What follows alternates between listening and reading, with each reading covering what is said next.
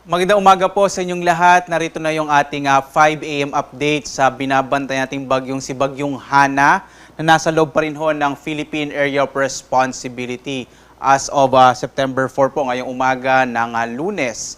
Sa ating latest update sa Bagyong Hana, huli natin itong namataan 265 kilometers ho northwest ng Itbayat sa Batanes. Ang kanyang lakas ngayon o maximum sustained winds ay nasa 120 kilometers per hour malapit sa gitna at pagbugso naman na nasa 165 kilometers per hour. Mula dun sa pagkilos niya na pakanluran, ito ay nag-south-southwestward. Ito ibig sabihin medyo bumababa po o patimog yung pagkilos niya. Kaya po hindi ito agad lumabas ng Philippine Area of Responsibility at posibleng mamayang hapon pa o afternoon lalabas ho ng boundary ng PAR. Samantala, patuloy pa rin yung pag-iral ng southwest monsoon o habagat na siya magdadala pa rin ng mga pag-ulan sa malaking bahagi ho ng northern Luzon, particular na Ilocos Region, gayon din sa may central Luzon, yung Bataan-Zambales area, at gayon din sa Kamaynilaan, ilang bahagi ng Calabarzon, at kasama rin yung bahagi ng Mimaropa. Samantala, makikita ho natin, meron hong kaulapan dito sa may silangang bahagi ng Northern Luzon. Hindi pa ito low pressure area, cloud clusters pa lamang ito ngayon. At patuloy natin ito i-monitor. Hindi natin inalis yung posibilidad na maging low pressure area ito sa mga susunod na araw. Kaya lagi ho tayong tumutok sa update ng Pag-asa sa lagay ng iba't ibang mga weather system na nakakaapekto sa ating bansa. Narito naman yung latest track ng bagyong si Hana. Makikita nga ho natin, ito nga bagyong Hana, yung kanyang latest position. Nasa loob pa rin siya ng Philippine Air Responsibility, halos nasa boundary na ho ng PAR. Sa ngayon ho, yung kanyang pagkilos nga na pakanluran ay naging patimog. Kadalasan nangyayari ho ito kapag may interaction ito sa kalupaan o kung minsan naman ho, epekto ng high pressure area na siyang nakaka-impluwensya sa pagkilos ng bagyo. Kaya hindi pa ito agad lumabas ng Philippine Area of Responsibility. Inaasahan naman natin na yung bagyong Hana, pagdating ho ng mamayang hapon, posibleng nasa labas na ito ng Philippine Area of Responsibility kapag nagsimulang kumilos uli ito pahilagang kanluran. Samantala, bukas ho, araw ng Martes naman, nasa around 480 kilometers northwest na ito ng Itbayat sa Batanes. Ang pagkilos ho niya, posible po itong pumunta sa may bahagi ng mainland China. Ito ay magla-landfall sa may mainland China kung saan ito ay tuluyang mag-deteriorate at manghihina po, magwi-weekend at magiging isang depression o tropical depression na lamang kapag nanatili na ito sa mainland China. Samantala, nakataas pa rin yung signal number 1 sa bahagi ho ng Batanes, yung lalawigan ng Batanes. Pwede pa rin ho makaranas sa mga pagbugso ng hangin at mga pag-ulan itong bahagi ho ng Batanes. Ito ay direktang dulot ng bagyong si Hana.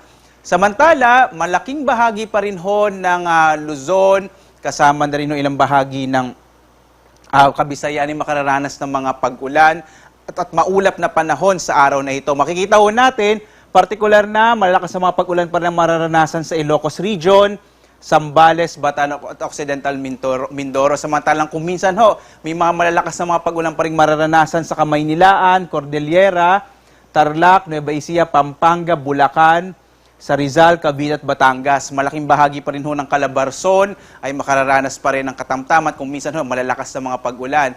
Hanggang bukas, makararanas pa rin ho ng mga pag-ulan ang ilang bahagi ho ng Kamaynilaan, sa may Cordillera, partikular ni Abra at Benguet, ilang bahagi ng Central Luzon, pero kadalasan no, yung konsentrasyon ng pag-ulan natin, yung bahagi pa rin ng Ilocos Region, lalo na sa may Pangasinan, Zambales, Bataan. Samantala ho, dating ho ng araw ng Miyerkules, ang makararanas ho ng mas malalakas na mga pag-ulan or mga malalakas na mga pag-ulan, yung bahagi na lamang ng Ilocos Region, Zambales at Bataan. Inaasahan ho kasi natin na kapag ho ang itong bagyong Hana ay naglandfall na sa mainland China, tuluyan ng humina, yung impluensya nito o pagpapalakas sa southwest monsoon o habagat ay hindi na rin ho ganon kalakas dahil ho doon posibleng mababawasan na significantly ang mga pag-ulan, partikular na sa western section ng Luzon. Narito ho yung mapa ng mga ating mga pag-ulan. Makikita ho natin ang konsentrasyon ngayong araw ng Lunes, dito pa rin sa western section ng Luzon. Kasama pa rin dyan yung Kamaynilaan, yung bahagi ho ng Mindoro. Pagdating ng araw ho ng Martes, bukas, yung bahagi ho ng Zambales, Bataan area yung makararanas ng potensyal ng katamtaman hanggang sa malalakas na mga pag-ulan. Pagdating ho ng araw ng Miyerkules, inaasahan natin yung mga usual na mga localized thunderstorms. Posibleng mas magpakita na ang haring araw, partikular na dito sa mga lugar kung saan ilang araw na nga inuulan. Kaya po pagdating ng Miyerkules o Wednesday, mas malaking chance ho na fair weather na ho sa malaking bahagi ng ating bansa, liban na lamang sa mga usual na localized thunderstorms na nararanasan sa hapon hanggang sa gabi. Samantala, sa mga lugar po na ilang araw nang inuulan, patuloy ho nagpapaalala ang pag-asa sa mga posibilidad ng mga biglaang pagbaha at pagguho ng lupa. Kaya iba yung pag-iingat ho ang kinakailangan para sa mga kababayan na nasa mga lugar na ito. Samantala, posible pa rin ho yung mga pagbugso ng hangin dulot ng bagyong hanging habagat na pinalakas ng bagyong Hana ngayong araw at bukas. Malaking bahagi pa rin ho ng Luzon, lalo na yung western section ng Luzon ay makararanas ng mga bugso ng hangin. Pagdating ho ng araw ng Martes, ilang bahagi pa rin ho ng Luzon, gayon din ho umaabot ho hanggang sa may Camarines provinces, posible ho yung mga pagbugso ng hangin, dulot ng habagat na pinalakas ng bagyong si Hana.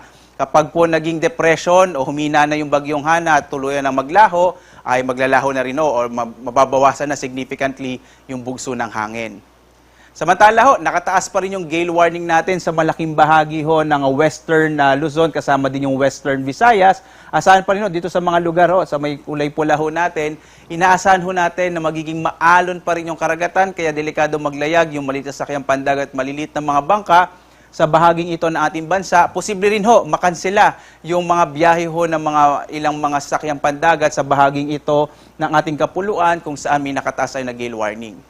At patuloy pa rin namin kayo na inaanyayahan para sa mga updates ho natin. Meron pa rin tayong 6 hourly update. Yung susunod ho nating update sa bagyong Hana mamayang alas 11 ng umaga. Pagdating naman ho sa gale warning, magkakaroon ho tayo ng update ho mamayang hapon. Unless may mga pagbabago po tayo, maaaring mas maagang ilabas yung ating gale warning, yung tinatawag na intermediate. At meron pa rin po tayong weather advisory na ilalabas tungkol sa habagat mamayang alas 11 din ng umaga. Meron din ho tayong mga thunderstorm and rainfall advisories na pinalalabas ho ng iba't ibang mga Regional Services Division ng Pag-asa para ho sa latest update. Normally, 3 oras, every 3 hours po ina-update itong mga thunderstorm and rainfall advisories. At para sa iba pang mga impormasyon sa lagay ng ating klima at panahon, maaari po tayo pumunta sa ating website, pag-asa.dosa.gov.ph at sa iba pang mga social media platforms ng ating ahensya.